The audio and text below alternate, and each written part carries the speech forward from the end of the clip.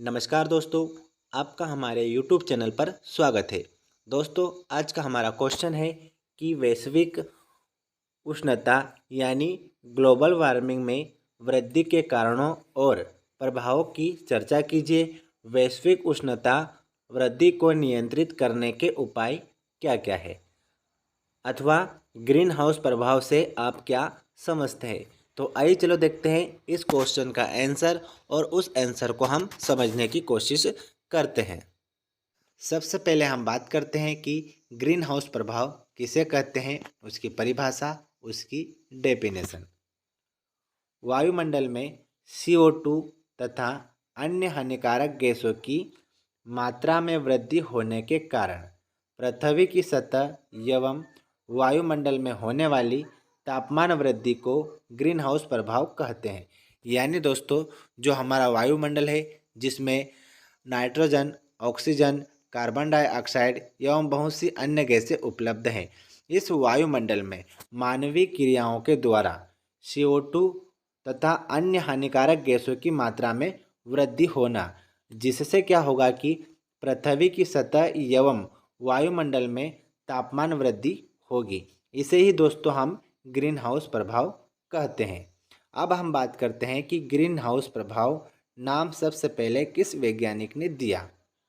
मानवीय कारणों से CO2 की मात्रा में वृद्धि तथा इससे तापमान में होने वाली वृद्धि को सर्वप्रथम अमेरिकी वैज्ञानिक रोजर रेवल ने 1957 में ग्रीन हाउस प्रभाव नाम दिया।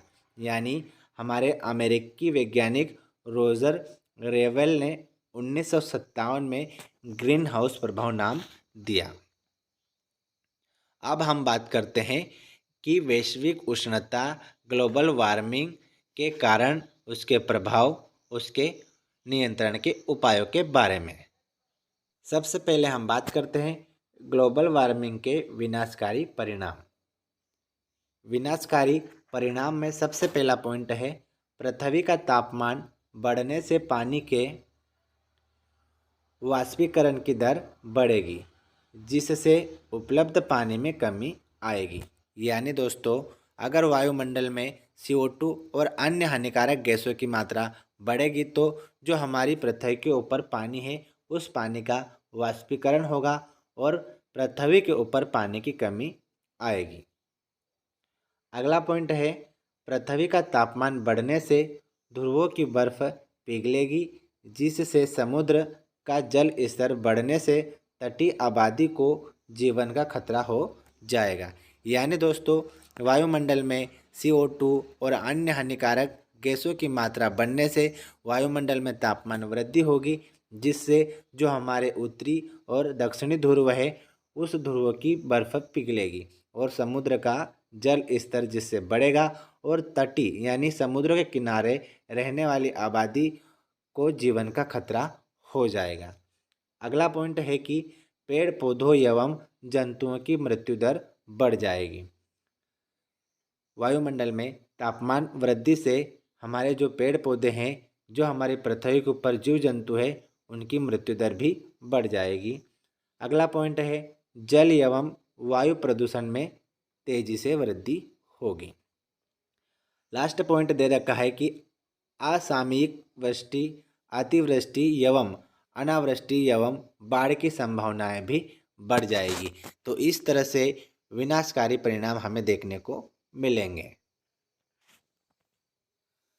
अब हम बात करते हैं कि ग्लोबल वार्मिंग से बचने के उपाय कौन कौन से हैं। सबसे पहला पॉइंट है ग्लोबल वार्मिंग यानी वायुमंडल में तापमान वृद्धि को कम करने, उसे रोकने के लिए हमें कौन कौन से उपाय करना चाहिए। वृक्षों के कटाई को प्रतिबंधित करना चाहिए तथा अधिक अधिक वृक्षारोपण करना चाहिए। यानी दोस्तों, हमें वृक्षों के कटाव को रोकना चाहिए और हमें अधिक से अधिक मात्रा में वृक्षों को, पेड़ों को लगाना चाहिए। अगला पॉइंट है जीवाश्म ईंधन को मितव्ययिता से तथा पूर्ण दहन हो ऐसा उपयोग करना चाहिए। यानी जो जीवाश्म ईंधन है उसे पूर्ण रूप से दहन हमें करना चाहिए। क्लोरोफ्लोरोकार्बन को पूर्णतः प्रतिबंधित कर देना चाहिए। दोस्तों, जो CFC यानी क्लोरोफ्लोरोकार्बन है, इसे पूरी तरीके से प्रतिबंधित कर देना चाहिए।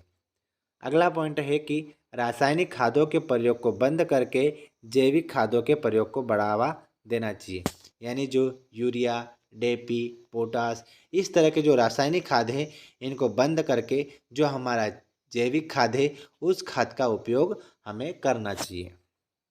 अगला पॉइंट है अधिक अधिक वैकल्पिक ऊर्जा स्रोतों का उपयोग करना चाहिए। तो इस तरह हम इन उपायों की मदद से ग्लोबल वार्मिंग यानी ग्रीन हाउस प्रभाव को रोक सकते हैं, ग्रीन हाउस प्रभाव को कम कर सकते हैं। अब हम बात करते हैं कि ग्रीन हाउस प्रभाव यानी ग्लोबल वार्मिंग के कारण कौन कौन से हैं। पहला पॉइंट है दोस्तों, वृक्षों के अत्यधिक कटाई से CO2 की गैस की मात्रा में वृद्धि होना। यानी वृक्षों की कटाई से वायुमंडल में CO2 की मात्रा में वृद्धि होना। सेकंड पॉइंट है हमारा जीवाश्म ईंधन जैसे कोयला, पेट्रोलियम आदि के आरंभिक या पूर्ण दहन से कार्बन मोनोऑक्साइड, कार्बन डाइऑक्साइड एवं नाइट्रोजन के ऑक्साइडों की मात्रा में वृद्धि होना। जो जीवाश्म ईंधन है, कोयला, पेट्रोलियम, इनके पूर्ण दहन से carbon monoxide, carbon dioxide, nitrogen जैसी ऑक्साइड गैसों की मात्रा में वृद्धि हो रही है।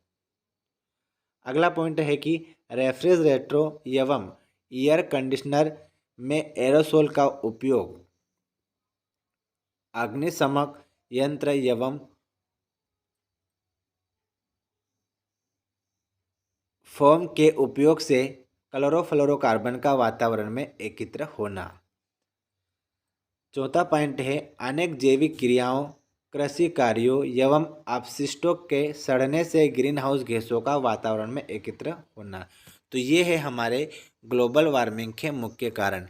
इन कारणों से हमारे वायुमंडल में CO2 और अन्य हानिकारक गैसों की मात्रा में वृद्धि हो रही है।